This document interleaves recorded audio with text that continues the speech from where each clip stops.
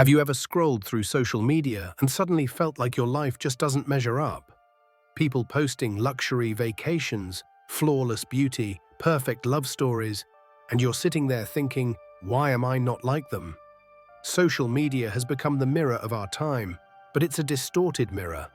It only reflects the best moments of others while hiding their pain. Slowly, quietly, a small voice begins to whisper, "You're not enough. Not smart enough, not pretty enough, not successful enough." Comparison doesn't destroy you all at once. It chips away at your confidence piece by piece. And the longer you keep looking outward, the more you forget your own worth. But sometimes it takes the simplest heart to reveal the deepest truth. And that's where our story begins. With a small crow and a heavy heart. Carl was just a simple crow. Black feathers, strong wings, but never admired. One morning, as the sun touched the trees, he saw something that made his chest tighten.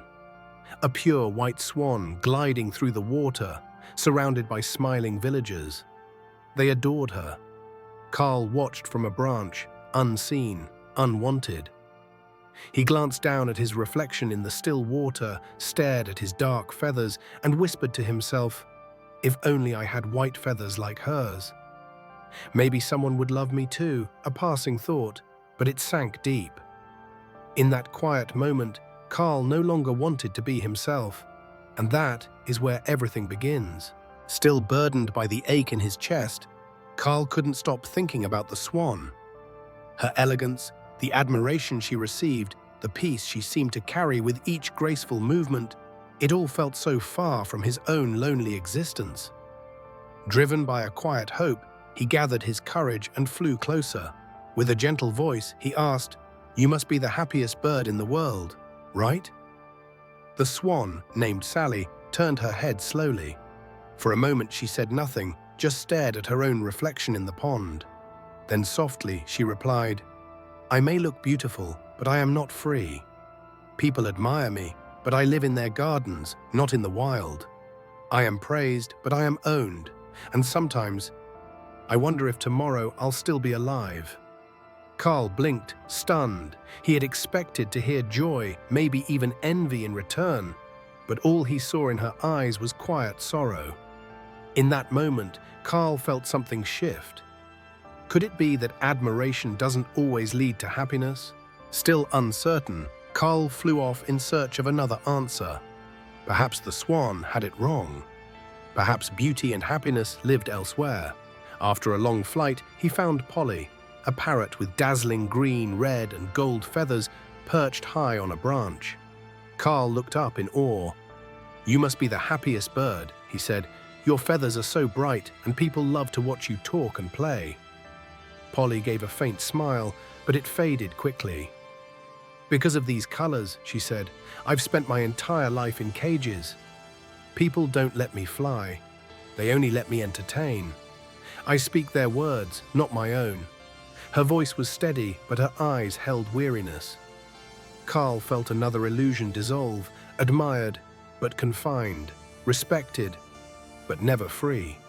The deeper he searched, the more he saw the same truth in different feathers.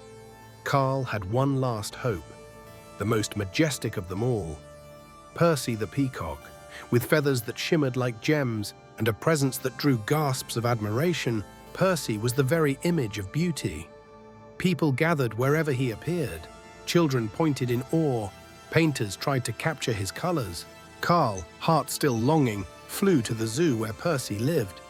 As he watched the crowd cheer while the peacock spread his stunning tail, Carl finally asked, "Surely you must be the happiest bird in the world.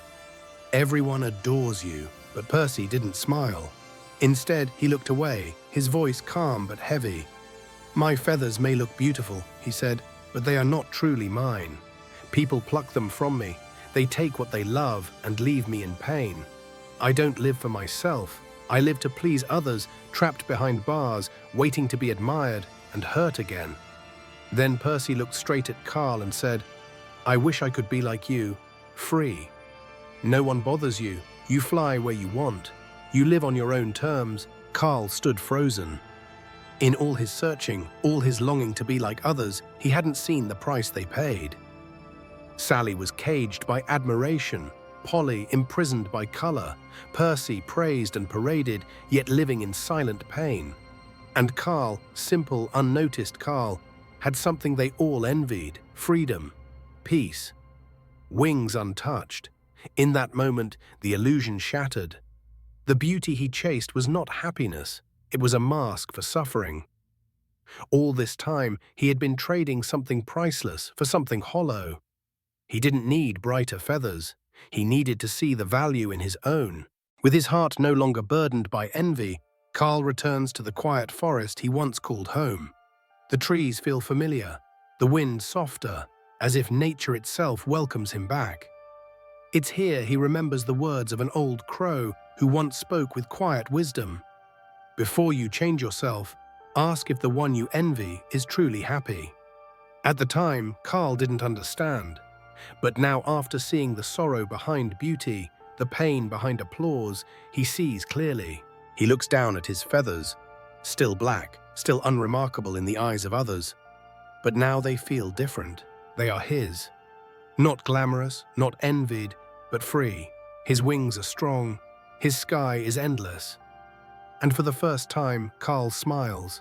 Not because someone praised him, not because he finally became what others admired, but because he has stopped running from himself. He closes his eyes and whispers, "I don't want to be anyone else. I am happy being me." In that quiet moment, Carl doesn't become better than the swan, the parrot, or the peacock. He becomes himself, and that, at last, is enough. Every day, we are surrounded by perfect images, smiling faces, picture-perfect moments, curated lives that shine with beauty and ease.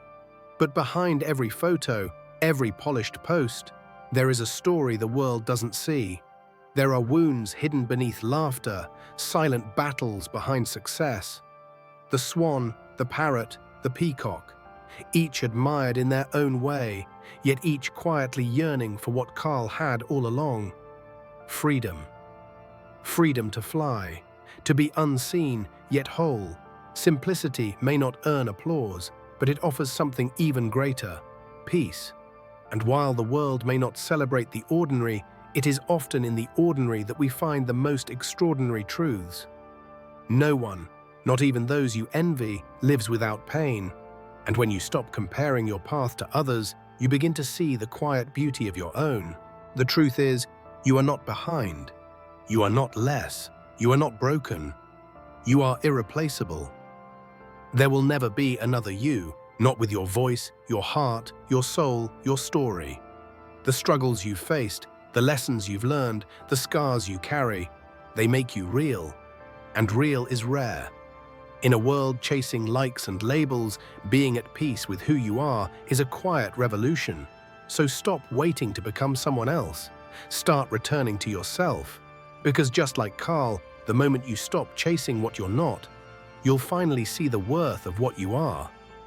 So the next time you find yourself feeling small, invisible, not enough, remember Carl the crow. He didn't become a swan or a parrot or a peacock. He became something far greater.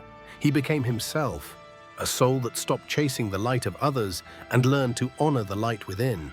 He realized that happiness isn't found in feathers or applause. It's found in freedom. The freedom to live without pretending. The freedom to be loved without changing. The freedom to simply say, "I am enough." And now I ask you, what are you chasing? And is it costing you the freedom you already have? Is the version of happiness you're pursuing leading you home or further away from yourself? If this story touched something in you, don't keep it to yourself. Like, share, subscribe, because someone out there might need this reminder too. And always remember, your story matters, your voice matters, you matter.